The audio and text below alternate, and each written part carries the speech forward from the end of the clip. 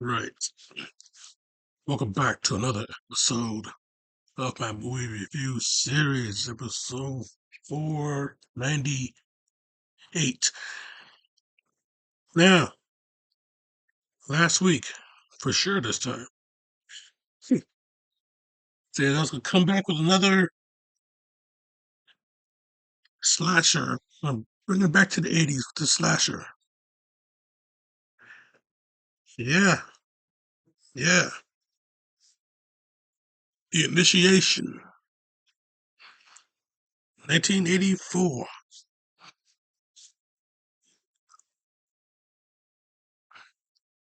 Yes. Vera Miles from Psycho in this movie. Blue Gulager. Got his, I think I finally got his name right. Glulegger. James Reed and Daphne Zuniga. Yeah, just name a few. But yeah, this movie though, this movie was really something. Really something. This movie was one of those rare '80s films that you would see a female killer. The female killer in this movie, one of those very rare movies that come in the 80s. I mean, not many movies I can name that has a female killer, but with the exception of Friday the 13th and I guess you could say April Fool's Day, even though nobody got killed because the whole thing was a prank. But this movie, and if you want to throw in Sleepaway Camp, if you want to throw that in, I mean, go on ahead, throw it in. But, considering the fact that the killer was a boy the whole time and he only dressed as a girl, if you want to throw in that, I mean, yeah, you can save it for the sequels. Angela became transgender after that. But yeah, anyway, yeah, this is one of those movies, one of those rare movies that the killer is a female. So yeah, So yeah, The Initiation, 1984. Man, this movie was yeah, it's very different. I tell you that it's very different. It's very something to watch, but it's very different, man. I tell you. I mean, yeah, you got the you got the mystery going. You got the mystery. This girl Kelly Kelly Fairchild. Yeah, Kelly Fairchild. Yeah, she's having these ever since she was a little girl, she's been having these reoccurring nightmares about someone invading her house and somehow, that person, daddy fight him off and then the person gets burned alive, you know. These are just nightmares, but they're reoccurring. So, yeah, she grew up in a case of amnesia. And yeah, this doctor, he pretty much suspects that she might be might have a split personality. You know, yeah, he can't determine you know what is really going on with her. Yeah, she may have a split personality. But no, that's not the case at all. That's not the case at all. Later on in the movie, when we learn the truth about the whole thing, yeah, yeah. The fact that she yeah the fact that her dad is not really her dad. He only took her in after the fire happened. Yeah, a fire did occur. Someone did get burned in it, but it wasn't really a home invader. Yeah, it was her actual father, her actual, yeah, it was her biological father that was injured in the fire. You know, so yeah, yeah.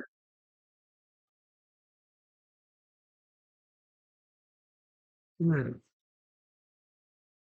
Articles revealed, yeah, Burning Man's identity as Jason Rando, a floor manager at the Fairchild department store who was at one time married to Frances, Kelly's mother. So yeah, the doctor Peter suspects that Jason is in fact Kelly's biological father, and that her nightmare is a memory of him being burned in an altercation with Francis's lover, Dwight, who who subsequently raised Kelly as his own daughter. Yeah, a recent article on the inmates' revolt at the hospital reveals Jason is a groundskeeper there, and that he was among the prisoners who escaped. Peter drives to the Fairchild residence to notify Francis of his discoveries. And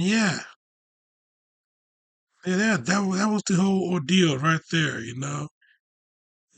So yeah, Kelly, yeah, she having these not only they were reoccurring nightmares, but they were uh well, repressed memories, I guess you could say. Yeah, of a tragic of the tragedy. So yeah, with all of that being said, you know, yeah, she is being targeted at the department store, at the Fairchild department store, where yeah, these college kids are holding a pledge. Uh uh um yeah, these these sorority girls are holding a initiation ritual.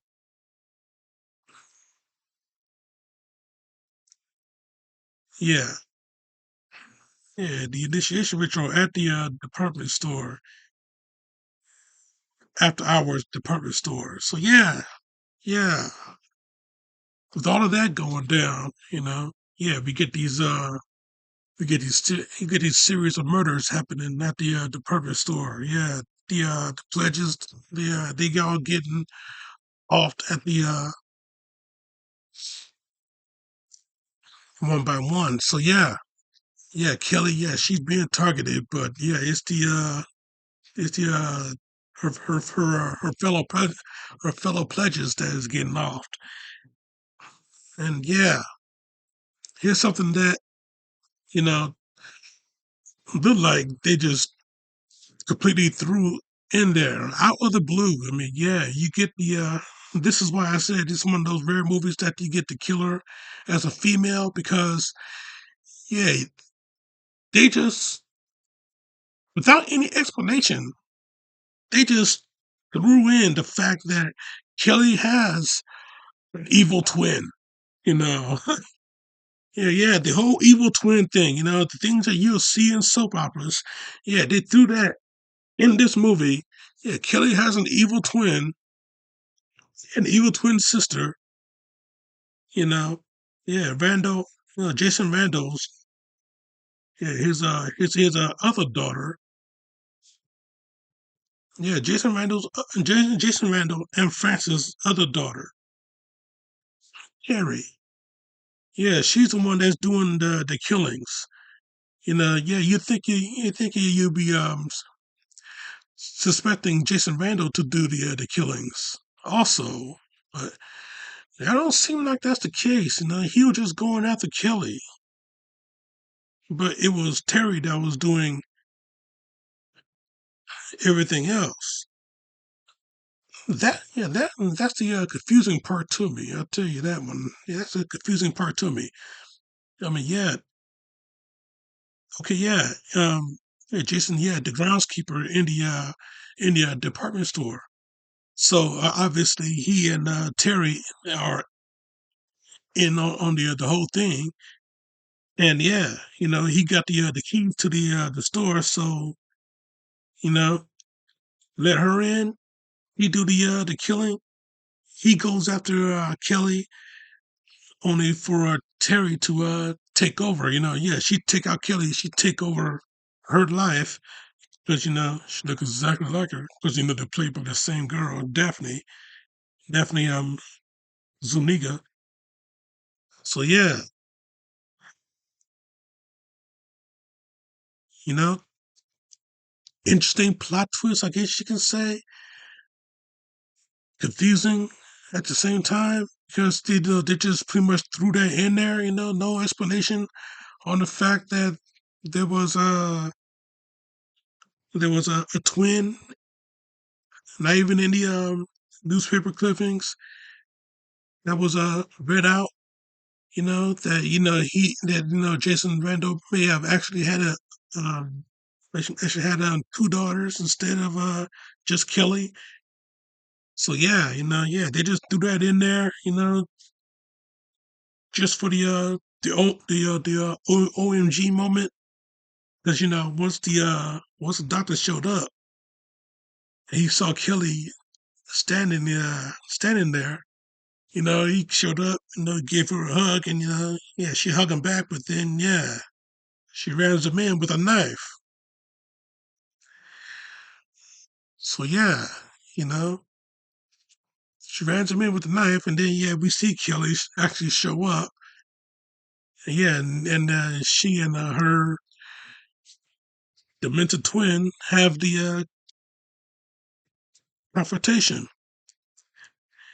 have a chase up the stairs, and have a confrontation. And that's where Terry says that yeah, she's going to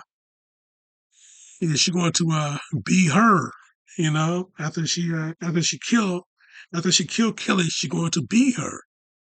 So yeah, yeah, all this going down only for her to get shot to death by her mother, Frances.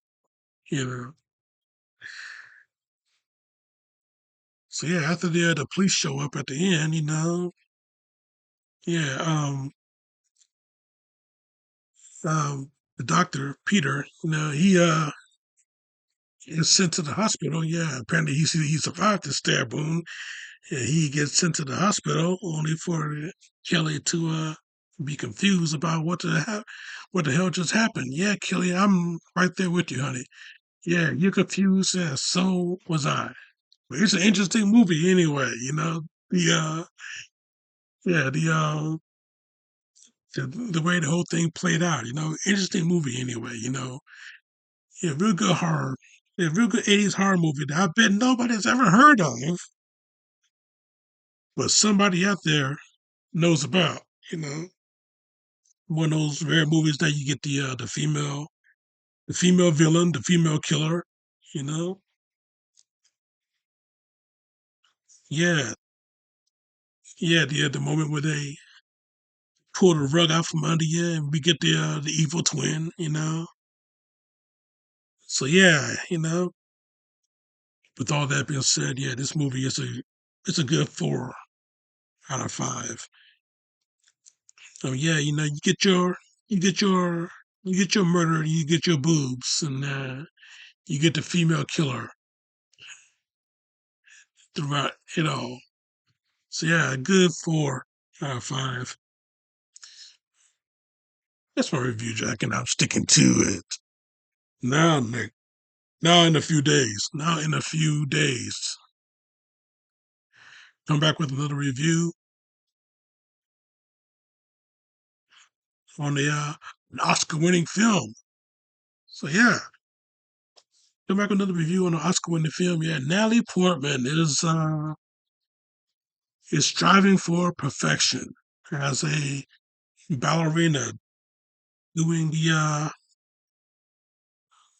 legendary Swan Lake performance. So yeah, you keep it locked right here for that.